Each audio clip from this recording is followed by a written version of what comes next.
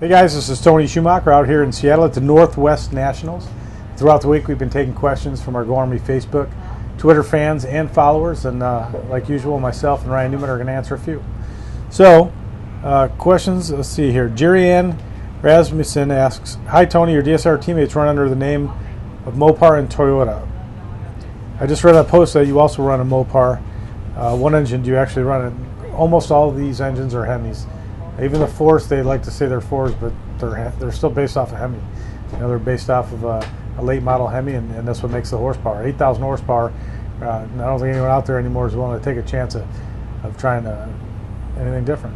Just what we've always run for a long, long time. And I think there's been people out there that have tried different scenarios, but always come back to the Hemi. I think the Toyota that you see on the Antron's car, that's what he drives on the street. You know, it's not a Toyota engine in that car. Brent Layton asks, any updates on the enclosed cockpit as early as Brainerd possibly?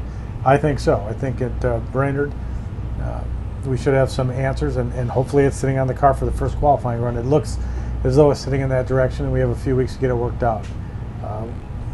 Very much looking forward to getting that thing on the car for safety. Dan Lyon asks, Tony, how often do you change chutes and what happens to the old ones? That's a great question. We'll keep the same chute on until there's a rip in it. If it's a small rip, we get it repaired. If it's anything bigger than that, I honestly don't know. I'm sure they put them on eBay, I'm guessing. Like the rest of the stuff that we wear out and break. But once you have a big tear in them, you can't. The G's are just they're too much of a bang when you hit that chute at 320 miles an hour to jeopardize not having the right one on that car. It's very important. It's the most important piece of that car. Stopping it. Going fast is very important, but stopping it, crucial. Other than going through Frank Hawley let's see, Joshua N. Bergstrom asks, other than going through Frank Hawley drag racing school, how does a regular guy get picked to become a pro driver? God, that is probably the most difficult question, and I'm probably asked that every week.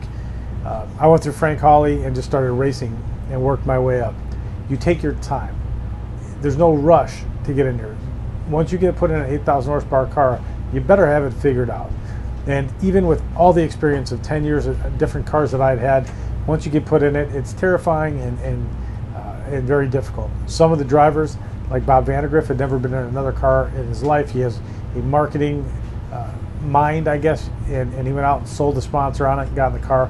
And, it took him, 20 years to win a race. It's one of those things where building from the ground up, building a stepping stone, very important to going out there and doing it. You have to be able to communicate. This is not the old days where you can just hop in a car and if you're a good driver, it's going to work out for you. Big money spent on these cars, and you got to be able to do not only the driving but the sales too. So,